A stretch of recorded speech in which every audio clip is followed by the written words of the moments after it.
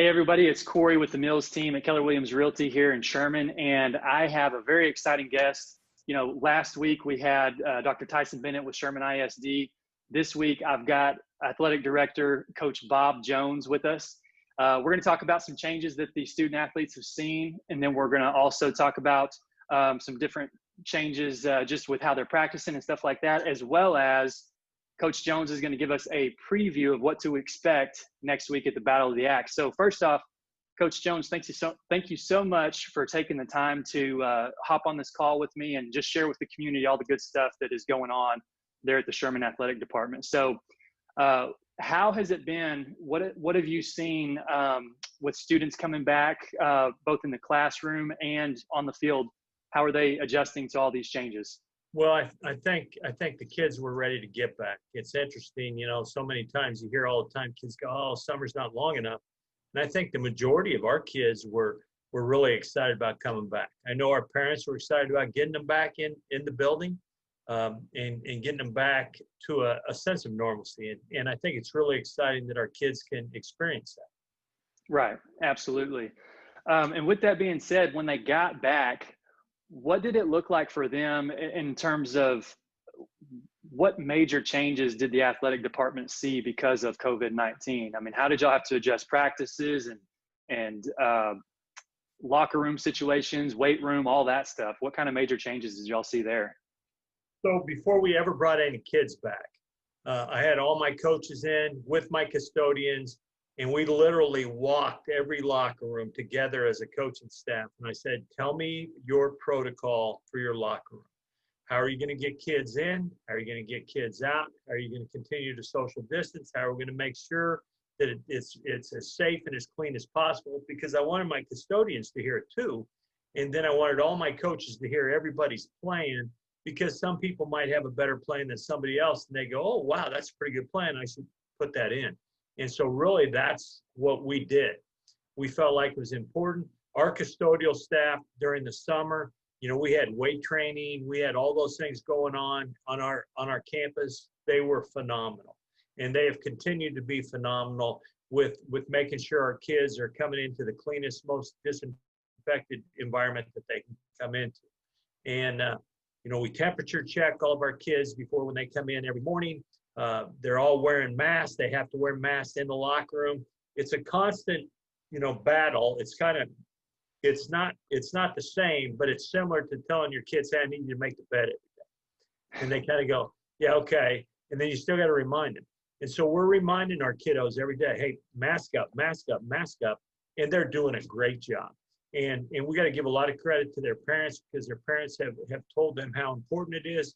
But our kids have not battled us one bit. They understand the importance of wearing that mask and making sure we're taking care of ourselves.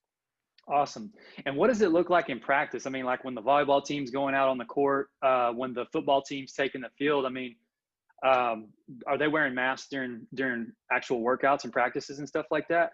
Sure. Our state association, the UIL, has mandated that if they are not actively participating, that they should have their mask on. So if I'm a wide receiver and I'm the first guy and I'm getting ready to go run a route, my mask can come down. But that person second, third, fourth in line has to wear their mask. Again, it's a reminder process. We've got to keep reminding them. When we get into games, the kids are on the sidelines, on the bench, the coaches, so on and so forth. We all have to be masked up. Our drill team's going to have to wear masks. Our cheerleaders are going to have to wear masks. Our band will have to wear a mask when they're not playing. Those are all protocols that we have in place that we will continually work on with our kids until it becomes a second habit for them, that they are always going to do that. And our kids have done a really great job, like I said.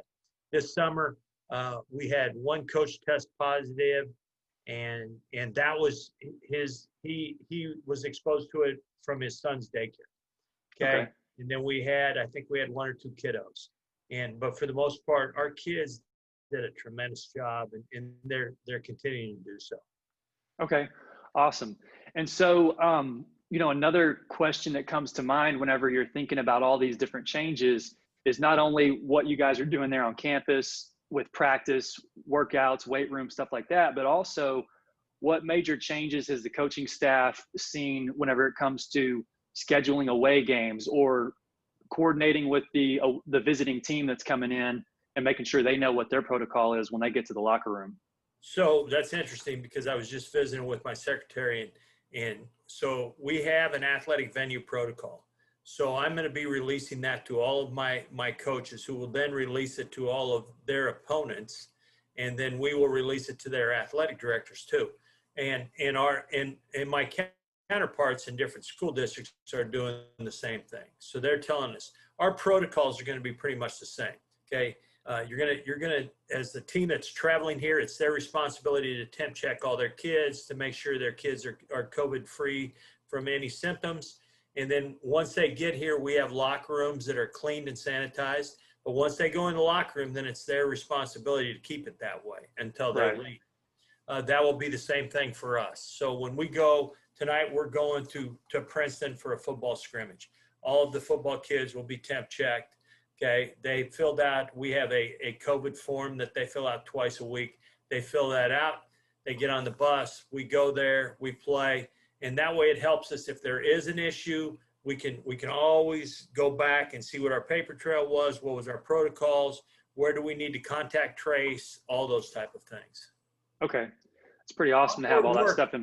It's a lot more work than just throwing the dummies out on the field, like, you know, getting ready for practice. It's not the same anymore, I can tell you that. Right. But just, you know, me thinking back to my high school days, I wouldn't want to miss that for anything. And if they said, hey, you got to do this stuff to play basketball, I would have done it in a heartbeat. I wouldn't have been happy about it, but I would have done it to make sure I got to play. So it's great that y'all got all that stuff in place.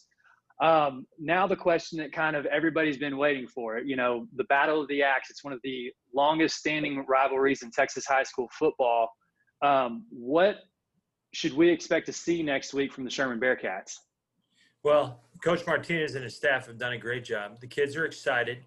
It is a big game, but understand we got 9 more big ones after that. Oh, yeah, absolutely. 6 more after that. And so you never want anyone to take you out of your game. And so our kids are going over there with the mindset that it's a big football game, and it was going to be big whether it was Denison or it was Podunk U down the street, because it's the first game of the year. And so I know Denison is looking at it as a big game. We're looking at it as a big game. We're hoping that it'll be a springboard into an unbelievable season, but we also understand that we have other games down the road. But I guarantee you, when you're playing for the Axe, you're not playing for second place. Oh yeah, absolutely. Well, Coach Jones, that's all the questions I really have for you this week. I really appreciate your time hopping on here, just sharing with the community everything that's going on there in the Sherman Athletic Department. And I wish you guys the best of luck next week. And I'm hoping that Sherman brings back that Axe. All right. Well, let's stay positive, test negative, play some ball, and let's go Bearcats. I love it. All right. Thank you so much. You're welcome. Take care. You bet.